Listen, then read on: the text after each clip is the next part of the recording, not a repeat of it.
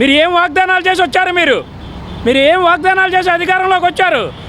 మాట్లాడితే వైన్స్ తెరవడం, పొద్దున్నే సాయంత్రం దాకా వైన్స్ వాళ్ళు తాగడం, తోలడం, ఇదే పని అయిపోతుంది.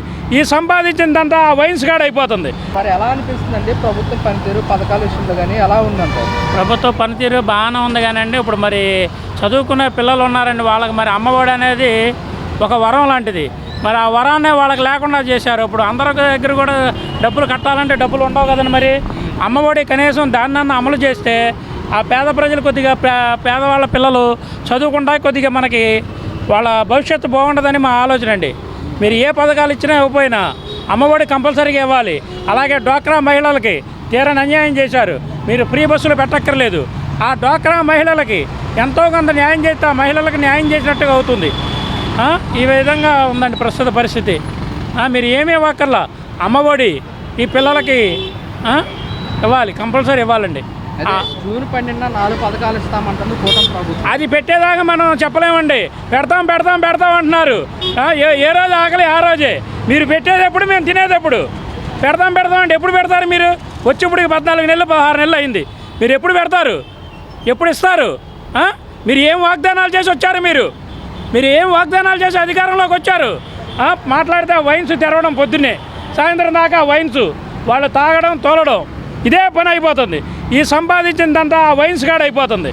వాళ్ళేమో ఆడవాళ్ళ నాన్న బాధలు పడుతున్నారు. ఆడవాళ్ళ గురించి పట్టించుకునే వాళ్ళు లేడు. ఈ కష్టపడిన కష్టమంతా ఆ వైన్స్ కాడ కడుతున్నాడు వాడు. ఈ విధంగా ఉందండి ప్రభుత్వం పనితీరు. ఏ విధంగా చెప్పాలో కూడా అర్థం కావట్లేదు. అంటే ఇప్పుడు ఇచ్చిన పథకాలు అమలు చేయాలంటే రాష్ట్ర ఖజానా చూస్తే ఖాళీగా ఉంది, అందుకోసం ఇంప్లిమెంట్ చేయడానికి కొంచెం టైం పడుతుంది అన్నారు కదా. ఇంకా టైం ఏముందండి, ఆల్రెడీ సంవత్సరం అయిపోయింది. మిగిలిన 4 సంవత్సరాలు కూడా అలాగే కరిగిపోద్ది. వాళ్ళు కట్టేది ఎప్పుడు? ఏదో కడతామంటున్నారు. ఎప్పుడు కడతారు? ఒక చిన్న ఇల్లు కట్టుకోవాలంటే మనకి 2 సంవత్సరాలు పడుతుంది. వాడు పెద్ద దాన్ని అంతా డెవలప్ చేస్తాడు. ఎప్పుడు చేస్తాడు? అది అవ్వడానికి ఒక 10 సంవత్సరాలు పడుతుంది. వాళ్ళ సాధ్యమయ్యేదేనా? వాళ్ళ సూట్ కేసులు వాళ్ళు నింపుకుంటున్నారు. వెనకాల ఉండే వాళ్ళందరూ కూడాను, వాళ్ళ వెనకాల ఉండేవాళ్ళు వాళ్ళ ఖజానా నింపుకుంటున్నారు. ప్రతి చోట షాపులు ఏంటి కానీ వాళ్ళ హవా సాగించుకుంటున్నారు. బిషన్ రోడ్ ఏంటి కానీ వాళ్ళ హవా, వాళ్ళు కడుపు నింపుకుంటాం, వాళ్ళ మొత్తం కూడా వాళ్ళు దోసుకోవడమే సరిపోతుందండి. ఈ సపరేట్గా మనం చెప్పాల్సింది ఏం లేదు, ప్రజలందరికీ తెలిసిందే. మాటలు లేనిపోని హామీలు అన్నీ చెప్పి వాళ్ళు అధికారంలోకి వచ్చారు. మహిళల్ని చాలా బాధ పెడుతున్నారు. అది మంచిది కాదు. మహిళల్ని చాలా బాధ పెడుతున్నారు. వాళ్ళకి కనీసం ఆ డ్వాక్రా తరపున వాళ్ళకి న్యాయం చేయాలి. పిల్లలకు చదువుకునే పిల్లలకి ఆ అమ్మఒడి కంపల్సరీ కూడా వేయాలి. ఈ బస్సులు అంటారా ఎన్ని అనవసరం, బస్సులు పెట్టాల్సిన పరిస్థితే లేదు.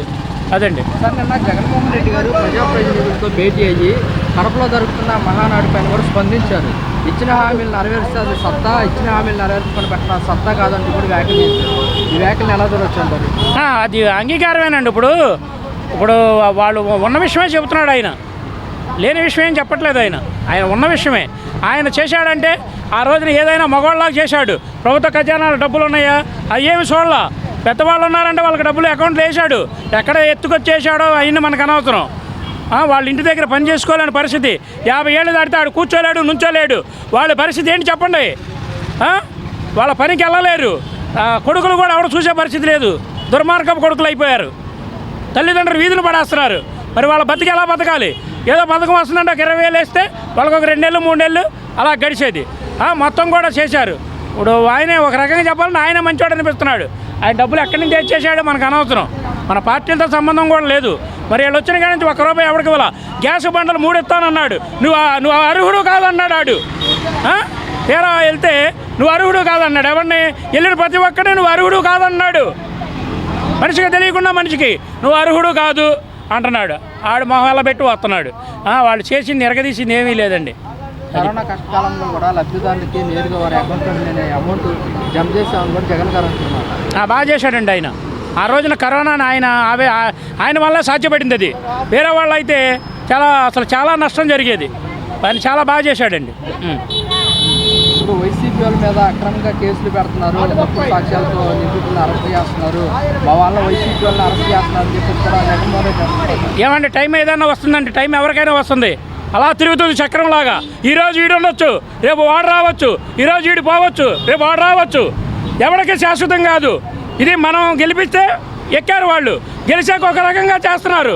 గెలవనంత సేపు మన ఓట్లు తిరుగుతున్నారు. నా కొడుకులు కారులు ఎక్కి తిరగడం, మన ప్రజాధనం అంతా కూడా వృధా అయిపోతుంది. వాడి కారు ఫ్రీ, ఇల్లు ఫ్రీ, ఆయిల్ ఫ్రీ, అన్నీ ఫ్రీ ఫ్రీ ఫ్రీ ఫ్రీ